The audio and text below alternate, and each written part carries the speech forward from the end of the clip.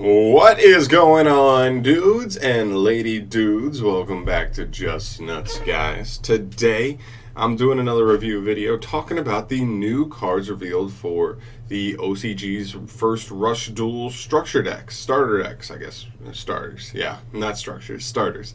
For two of the main characters. I'm assuming these are the two main characters. They kind of gave you off the vibe of main character and main character's rival. So I don't know entirely if that's their roles in the show, but that's what I'm getting, right?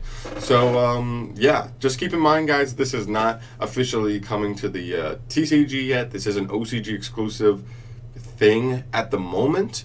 Yeah, Konami did officially announce that speed duels will be sticking around for now in the TCG.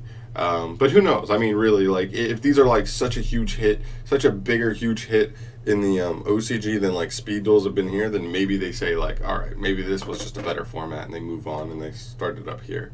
We'll have to see. But I still think it's cool and it's a new format and I'm excited to see what these cards can do.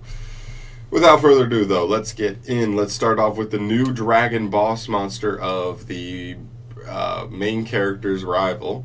This is Rush Dragon Dragears. This is a level 7 light dragon effect monster. Its attack is 2,500. Its defense is 1,500.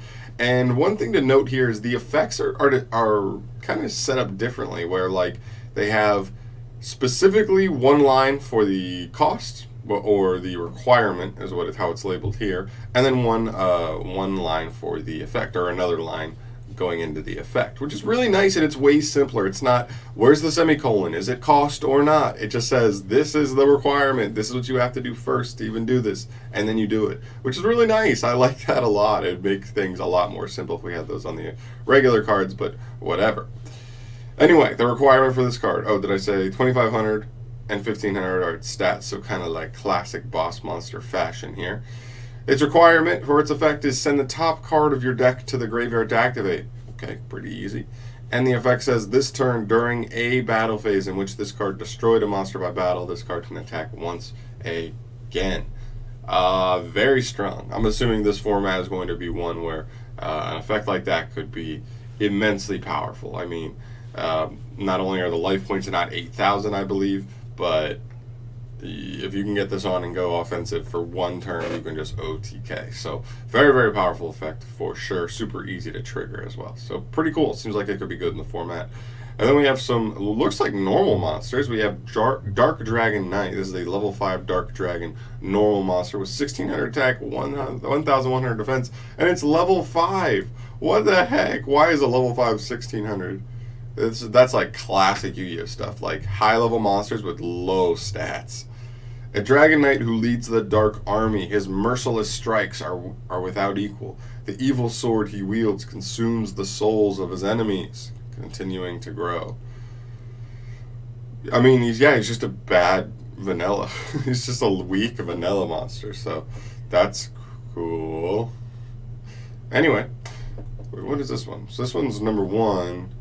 Okay, so we're still missing a good amount of cards. Next up we have Drago Light. This is another vanilla. This is a level 4 Earth Dragon normal monster with 1,500 attack. That could be decent for the Rush Duel format, just being a beater. It depends relative to the rest of like the cards, whether or not that's good or not, stat-wise, but you know, it seems okay at the very least. 0 defense. He reads, if it came from an underground mineral vein, it keeps fighting using the energy of an unknown ore as a power source. Its super hard-hitting blows are simply outstanding. So very cool there. Definitely a dragon-based duelist. Also keep in mind the way these are listed. This is the first card in the starter deck. This is the 4th, and this is the 5th. So we are still missing a 2nd and 3rd card here. Probably effect monsters. Hopefully effect monsters, but we'll have to see there. And then the last card we have here is a spell card called Dragonic Pressure. This card says send 3 monsters, dragon, from your hand to the graveyard to activate. That is hefty cost. 3 dragons from hand to the graveyard. Okay. This effect says destroy all monsters on both sides of the field. If any monsters are destroyed by this effect, you can then special one monster, as it can be a level 4 or lower dragon, from the graveyard in face-up defense position. Very, very powerful card, guys. Keep in mind for the Rush Duel format, I believe the rule is during every new turn, you draw until you have 5 cards in your hand. So very, very easy. If you do play a heavy dragon count, this can be very easy to get. You may have to wait a turn, but this is going to be I don't want to say it's a slower format because you do have unlimited normal summons and stuff, but as long as you can protect yourself, all you need to do is have a turn where you draw this and have 3 dragons in hand, and it can change the tide of any duel. It's like your deck can play a dark hole, whereas other decks cannot. And it reborns a dragon at the end of it to kind of get you some extra value. It is in defense mode, so you can't be offensive with it, but still pretty decent. I like this card. I think it's pretty good. Alright, then we move to the main character stuff. We have Yugioh's starter deck. He's the main character. We'll start with his boss monster. We have Seven's Road Magician. He's a level 7 dark spellcaster monster with 2100 attack, 1500 defense. Very interesting design. He almost looks like a Zelda character. Like a mix between what's his name? Whatever kid. The one that's in the forest. I can't remember the name. And he almost looks like the girl from Twilight Princess too. Whatever. I think he's cool. He just kind of has a Zelda-esque feel. Anyway, though, his effect says you can activate this card by sending the top card of your deck to the graveyard. Nice and easy. Super easy to resolve.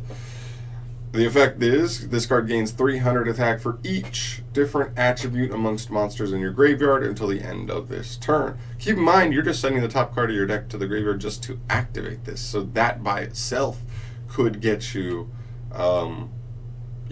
an extra 300, and to get him on the field, you're probably not special summoning him, you're probably normal summoning 2 monsters and then tributing for him.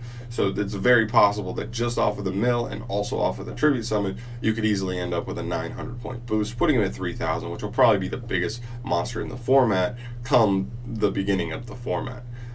Which is important, especially in a format like this, where there's not a ton of removal, not a ton of powerful effects. You have to kind of rely on cards that are just better, are just bigger, stronger, and I think this guy could do that. So yeah, pretty good. I think it's pretty solid. And then the other effect monster we have here is Windcaster Torna. This is a level 6 wind spellcaster effect monster with 1600 attack, 1000 defense. Again, another monster you have to tribute for, and its stats are still mediocre at 1600, but he has that same requirement. Send one card. Oh, and I'm sorry, it's a different requirement. Send one card from your hand to the graveyard, not the top of your deck. And the effect that it gives you is change the battle position of a monster your opponent controls. Attack monsters become face-up defense position, and defense position monsters become face-up attack position. So I believe this will flip a set monster face-up, which is pretty cool. And I think that's really good. I mean, we think about cards in speed duels in other formats where Windstorm of Ataqua and Sphere Kariba were very, very powerful, just changing position just because of, in the game of Yu-Gi-Oh!, defense stats tend to be lower than attack stats, so this could allow a monster like our 1600 boss monster here to get over stuff. I mean, if you were dueling against this guy, you could literally just flip him in defense mode and then just beat over him. This guy, looking over here, 0 defense, 1100 defense. This guy is also 1500 defense. This card just beats both of them, which is actually pretty cool. I like this card a lot. I think this is a good boss monster. There, and then the next card is Dark Sorcerer. Another vanilla. He's just kind of a level 4 dark spellcaster normal monster, 1500 attack, 0 defense, pretty much exact the same as the other one. He reads some pretty cool text though. A sorcerer who dabbles in the forbidden arts. He still doesn't know the price of the power he desired. Pretty cool. I like that. Nothing too crazy. And then we finish up with one more spell card. This card is Wind Spirit's Blessing. This is a spell card. Its cost is send one card from your hand to the graveyard to activate. So another card just takes a card from hand. Its effect is choose one monster you control, spellcaster specifically. It gains 1000 attack until the end of the turn. Okay. So whereas this deck has a board wipe as card, this card has a card that will probably let you get over pretty much anything. I mean, that even on this guy can crash. Can at least crash with the dragon boss monster, can at least make this thing bigger than either of the boss monsters, and then this guy just beats everything, and he can buff himself, and then you buff him again. He could get very, very big, very, very fast for a potential OTK, actually, because you'd buff him to 31, and then if you had 3 different monsters in grave, he could be 4000, and if your opponent had no monsters on the field, you could just dink for one quick kill, which would be pretty spicy. So keep in mind that this is the 11th card in the set. This is 5th. second, and first. So we still have like 2 more monsters in between here, and we have a bunch of other like spell and trap cards, I'm assuming, coming in between here. And same thing here. Like, what is this one? 11 as well. So yeah, we have like plenty of cards still coming here. I just want to get started with like this new format and reviewing like how we're starting off the new format and how these cards might interact with each other. And it's pretty cool. I like it. It's a slow version, definitely.